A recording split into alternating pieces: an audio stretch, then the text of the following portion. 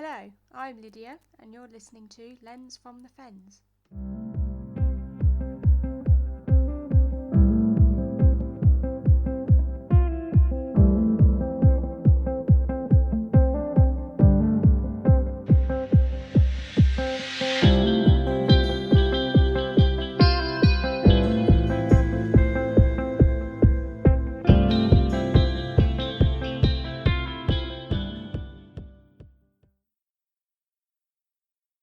Hello and welcome back to Lens from the Fens. I hope that you are all doing very well. I hope that wherever you are living there are signs of spring emerging, there's daffodils and you're able to hear a lot more birds now. There's been certainly a lot of activity in my garden. I have a couple of birdhouses up on some fence posts a bit further away from the house and I've seen blue tits checking them out and also house sparrows.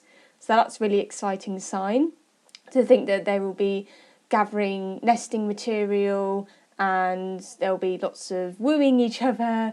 So yeah, there's definitely signs now that spring is here. And if you want to hear a few more signs of spring, you can listen to my previous episode on the signs of spring, just to hear a bit more in depth of what sort of wildlife to look out for now that the weather is warming up and there's just a lot more action happening nowadays.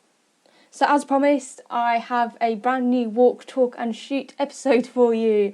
It's felt so long since I last went out and recorded what I saw while I had my camera and what I photographed. So I'll obviously explain it later on, but just to be out and about again is such a nice feeling. And to record it is also really nice. So I won't talk for too much longer. I will go straight into the recording for you, where I am starting in the town of Deep in St James along the River Welland. And yeah, I hope that you enjoy some of the sights, sounds and thoughts that I had on my walk. So enjoy. So I'm out and about again.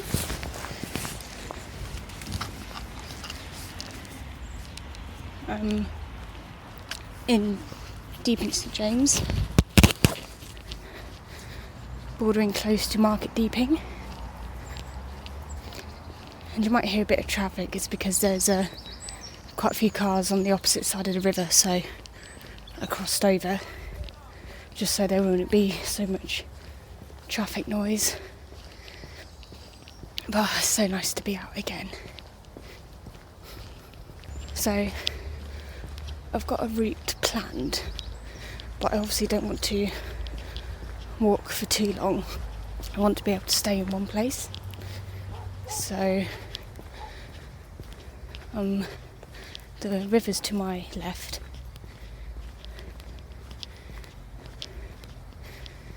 And there hasn't been too much activity at the minute. There was a moorhen going across. There's wood pigeons. I think I can hear a wren. There's been blackbirds, there's been robins. So I'm just going to come off the road and onto the actual bank. The river level's quite low.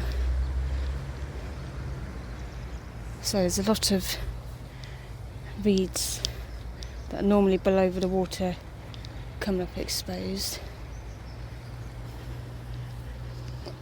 but there's hardly any wind. And you'll remember in the last episode I mentioned that I was going to find a certain animal along the river. It's been recently sighted in the past 3 or 4 days, but notoriously hard to actually find when you're out looking for them. So I think this animal comes to a lot of people's minds when you mention rivers and how elusive they can be. And that animal is the otter, the Eurasian otter. So there's been, I believe, a mum and 2 or 3 pups along this section that have been seen by a few of my family members, other wildlife enthusiasts and photographers. But yeah, as most of you will know, if you've ever gone to try and find them, they are extremely hard to actually locate because there's no set time as to when they come out. I'm just going to go through a gate.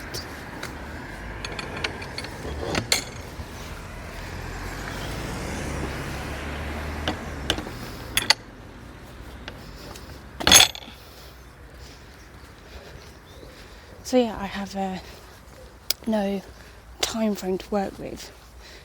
I'm just going out to known sections along this river flowing out from Deeping. And there was actually someone recorded a young pup with its catch.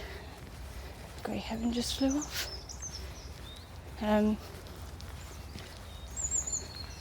So they are in the river.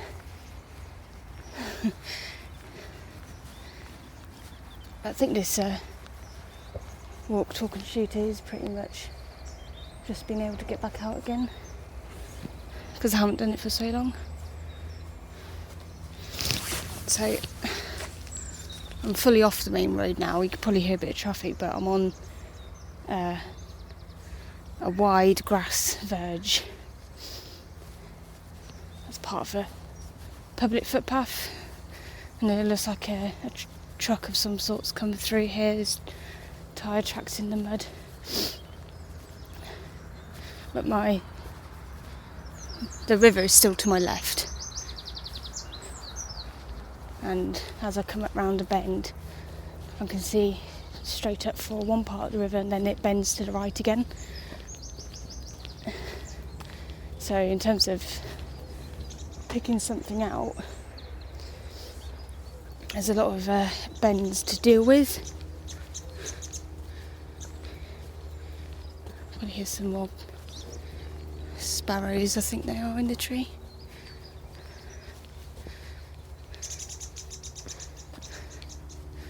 There's a lot of different types of birds collecting nesting material now. Oh, there's another moorhen.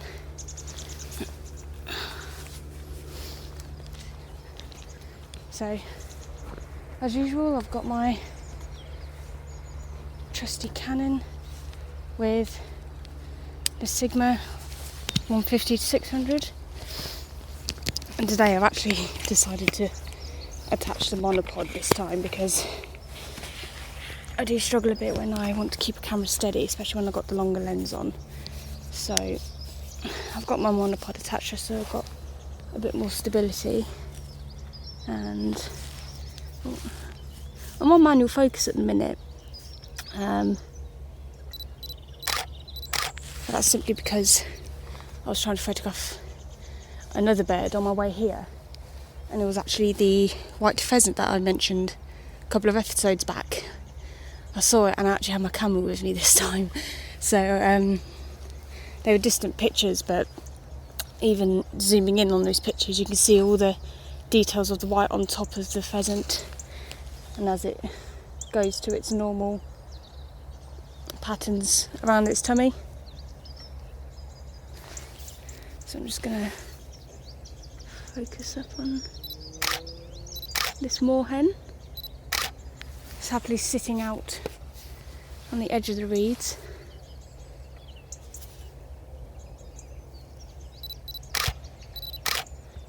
So it's picking some bits of grass as well.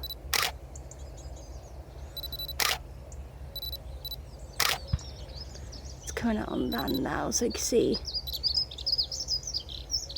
its feet, which I love. I think coots and moorhens have one of the coolest feet in the bird world. I'm going to set it to manual override, so if it picks out any grass I can I can correct it.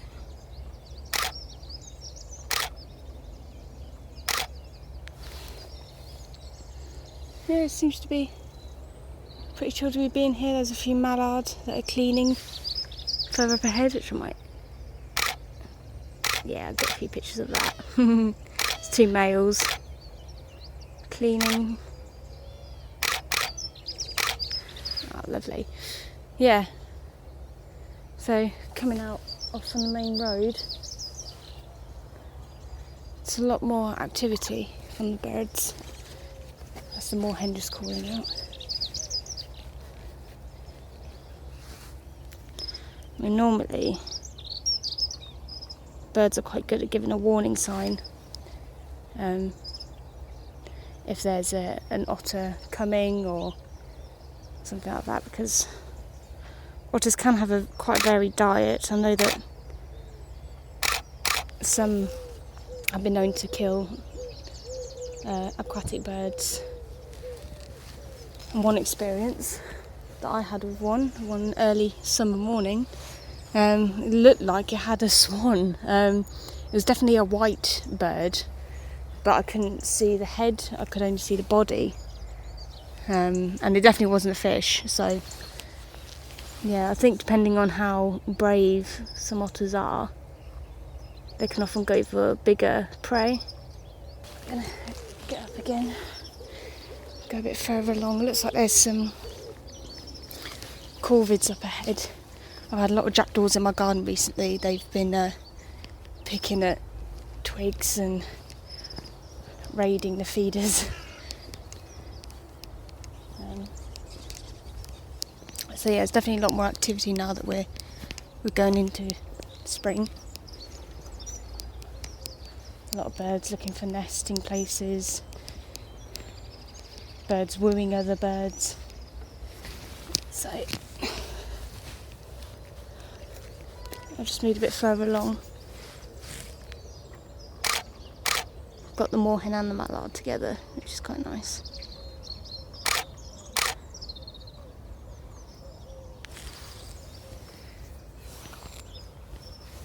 But yeah, I think there's some swans up ahead as well.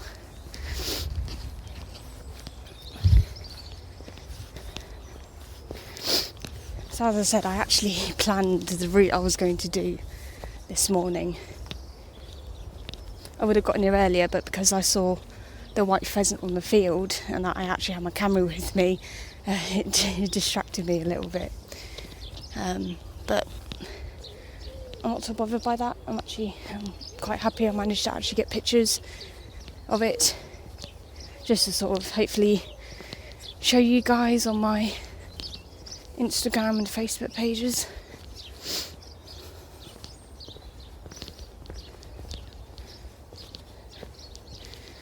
Yes, like I said, the local otters that I've been seeing the past few weeks,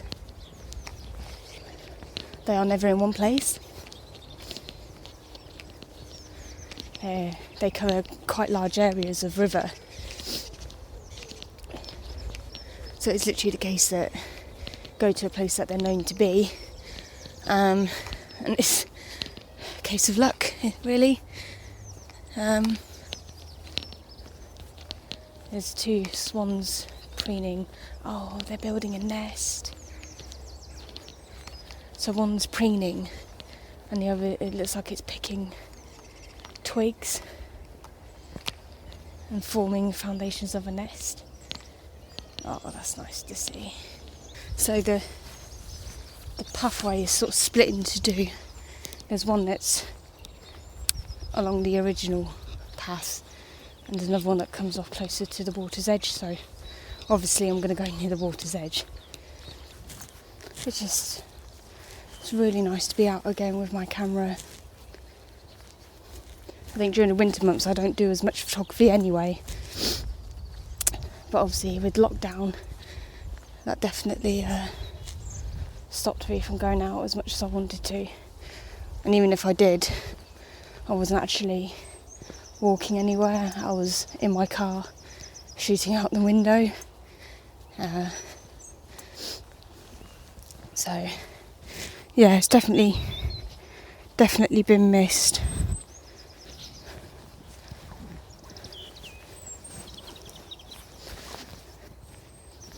The river's quite a bit, it looks a bit higher here compared to further in the town centre. And obviously the higher the water, the more amount of fish that will be present. So there's always a good chance that the otters are going to go for higher river levels than shallower ones. There was quite a few more people walking in the town centre, but the bit I'm walking on, oh, saying that there's a walker behind me. I was just going to say there's absolutely no one out on this stretch. So it's very, I say it's quiet, but all you can hear is the birds, which is very nice indeed.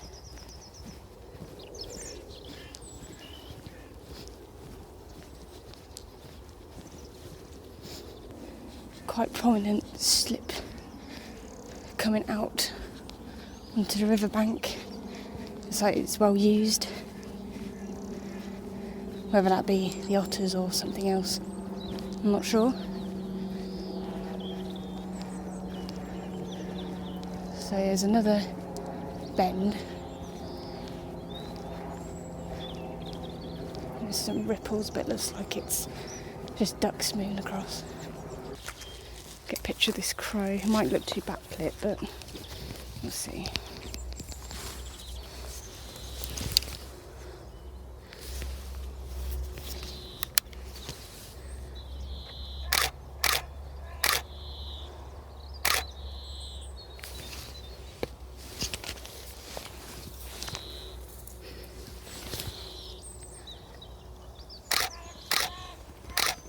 I wonder if it's calling for its mate or a new mate. Certainly making itself known.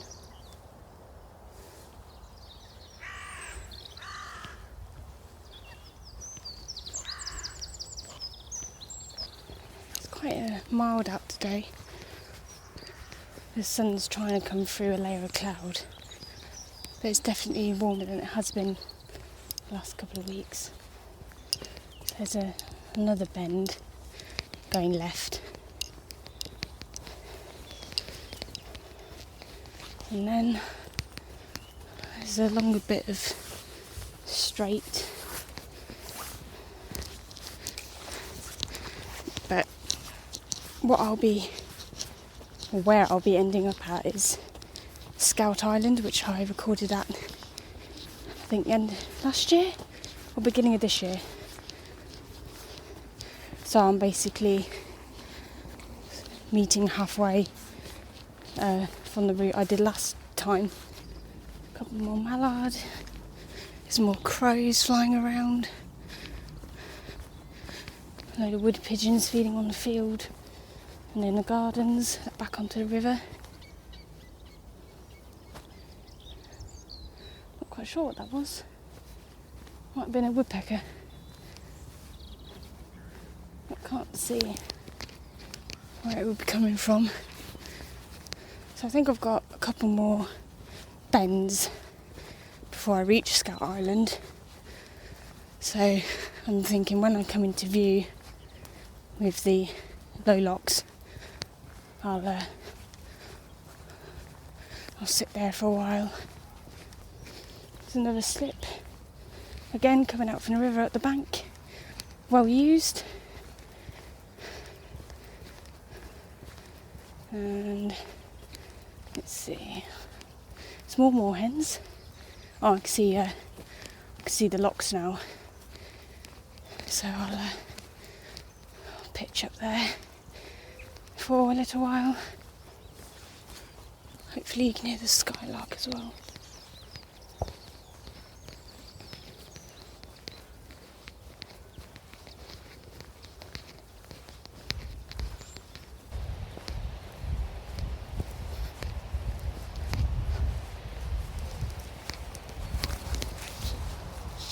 Probably hear the rushing water now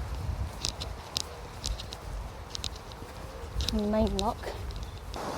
So I've been here for a little while. I'm not sure how long.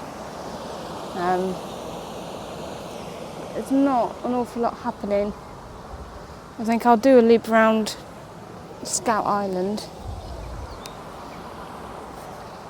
And then head back to the town centre, I think. And find a place down there to sit again for a while. I think that's the only issue when I want to go and find, obviously, a moving object like a bird or an animal.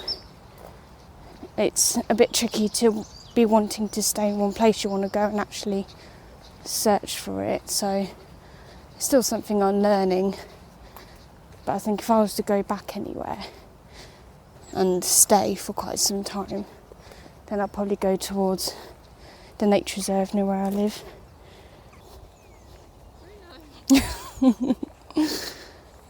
Hi! Oh, you're lovely. Hello. Is he alright to... Hello. Hi. Really friendly. Yeah, I just love bulldogs anyway, so... He wants to be everyone's friend. Lovely.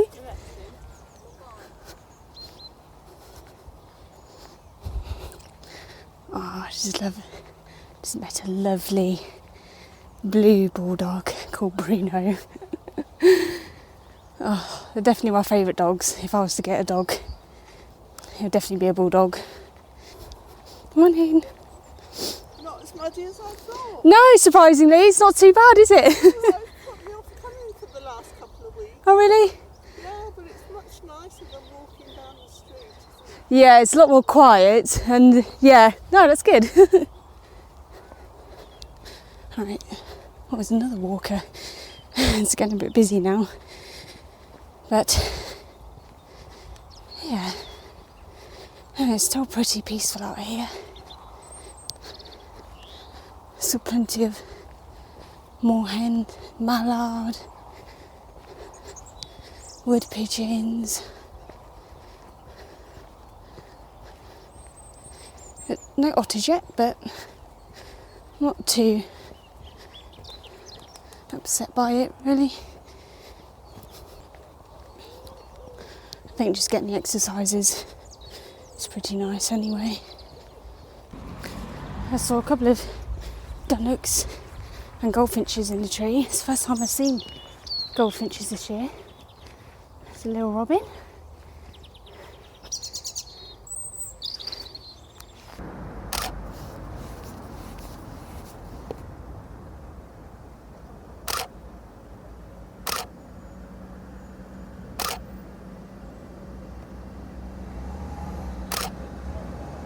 It's a fair bit of traffic along here, but I just got some really nice shots of a grey heron for the first time in a long time. And it was on the opposite side of the riverbank, trying to hunt. But yeah, I'm really happy with the shots. They sort of remind me of, you know, bird dinosaurs that we've come to know over the years. They just have that really strong prehistoric look about them. So yeah, I was really happy with those shots. To get all the markings on the front of the neck down to the chest as well was really nice. There's a couple of swans came by too.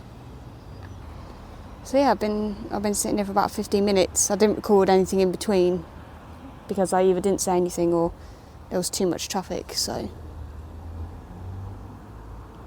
the wood pigeons just come to sit near the bench.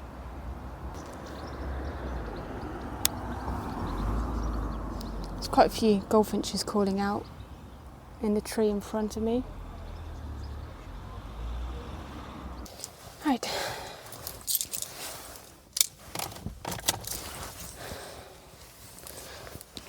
So I just got into my car. You could probably hear that it's definitely getting heavier with rain. So yeah, I think that's a sign for me to go, I guess. It's been really nice to just have a walk. It's been so long since I've felt comfortable even just going out on my own, I was still quite wary as to whether photography was an essential thing to do, whether it's part of exercise. And the walking part is, but if I was to go and sit, even hide, or just sit somewhere for a while, I just don't think it would be classed as that. But I'm very happy with coming out again. I still saw a fair amount of bird life really, which I'm nice, especially the grey heron. I got some really nice pictures from that, so I'll definitely edit those. But what I plan to do, I'll end the recording here, but I'm going to head back home, but go along the river further out from Deeping, so like the back road, so to speak. And yeah, I'll see what happens along there, and if there's anything worth noting that I saw or photographed, then I'll be sure to let you know when I speak to you back at home. So on my route back home that day, the rain got a lot heavier, so I definitely thought that was a good time to head back home and go through the images that I took on my walk along the River Welland through the town of Deeping. And I was going along the back roads near Crowland. It's very remote out there. It's like a standard country road that runs along the top of the riverbank, and there was just so much rain coming back. But on multiple occasions on my way back, I kept seeing a pair of great crested grebes just dotted up along the river that I was travelling through. And I saw the first pair, and I thought, oh, they're really close to shore, I might get a picture. But then I thought, nah, the rain's too heavy, I'm not going to risk it. So I carried on, and then I saw a second pair, and I thought, right, it's telling me something now that I actually need to get out and take some pictures because they're just teasing me. But I left the second pair, I carried on, and then I got to a T-junction where it took me off the riverbank and down through the fields and then back through like the main streets where there's like a housing estate. And there was a third pair, so I thought, right, I'm actually going to go for it now. So I pulled over off the road. It was hammering it down. I could feel it on like my hat and my coat. And yeah, I got my camera. I went down the riverbank. And this pair of great crested grebe, usually they would fly off or they would swim off further upriver away from me. But this pair, it just decided to stick around. So I had my waterproof cover on my long lens, and I got down really low to the ground. So I was pretty much eye level with the pair of birds. And I ended up actually getting some of the best pictures I've got of these birds in quite some time. So I was there for about a good 10 minutes just laying close to the ground, using my arms as like tripods to keep the camera steady. And yeah, this pair of great crested grebe was just bobbing on the water. It was quite rough, the water. There was quite a few waves. But they were just happily bobbing along. They were obviously aware of me, but they didn't dive and swim further upriver to where they would be out of sight. They just stayed, and like I said, the pictures I got of them were really nice. There's some of the nicest pictures I took in a long time. So overall, the whole day, it was just, there was opportunities to get some really nice pictures of some of the birds that live along the river, which I hadn't previously got before. So there was the grey heron that I photographed after the walk back in the centre of the town. There was also, I got some pictures of the moorhens, the crow that was calling earlier on in the clip. And I didn't photograph them, but I did see some roe deer on my way back home as well. But again, I think just because I wasn't feeling like going out in the rain on my way back, I didn't get any pictures of those really. But yeah, with those great crested grebes, I was thrilled just to think, right, it's shown itself so many times. I've got to go and do it. I can't not say no. But yeah, it ended up being just a really nice day, and despite not seeing any fresh signs of otters or seeing otters in general, I was just really pleased to get out and about again with my camera, to go for a walk and not feel as though I'm not doing something essential now that some of the restrictions have eased. So all in all, it was just a really nice time, and I can't wait to go back out again, even if I don't see the otters ever again this year. It's just really nice to be out and about and to record it. It's been nice just to edit through and listen to what I heard, and hopefully you'll be able to hear things like the bird calls and things like that. So yeah, it was really nice to do this walk, talk and shoot for you. I've got a couple of other local places I want to return to now that spring is definitely arriving or has arrived. So they will be recorded in the next couple of weeks.